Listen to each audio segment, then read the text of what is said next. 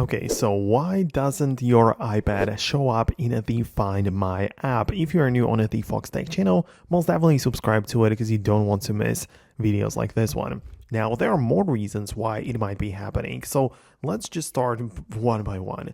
At first, you need to open up your settings and find the location services. So you can go to the privacy and security, tap on location services, ensure that it is turned on generally on your iPad, but then also specifically for Find My. Like it might happen to you that you literally have it disabled right here and your iPad cannot access it, or at least the app cannot show the location of your iPad.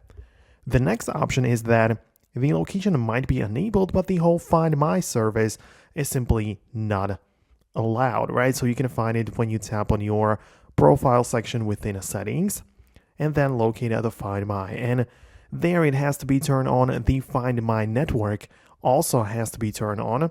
And perhaps the send last location should also be enabled just in case the iPad is like low on battery. It can still share the location at that time. So it depends on what you need to your iPad to do. But if you don't have these options turned on, then your iPad is not going to show up in the Find My network.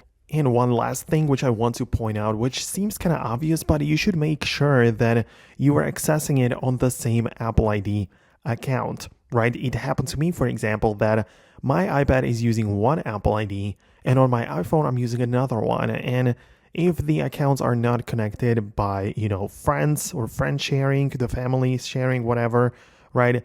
Then you will simply not be able to find it because there's no way of connection there, right? So you just need to ensure that you are either accessing it through the same Apple ID or that you have family sharing and location sharing turned on. But that is everything I wanted to show and explain in this video. So if you have anything specific you want to ask or some questions on your mind, leave them below. Thanks a lot and stay tuned for more. I'll see you later.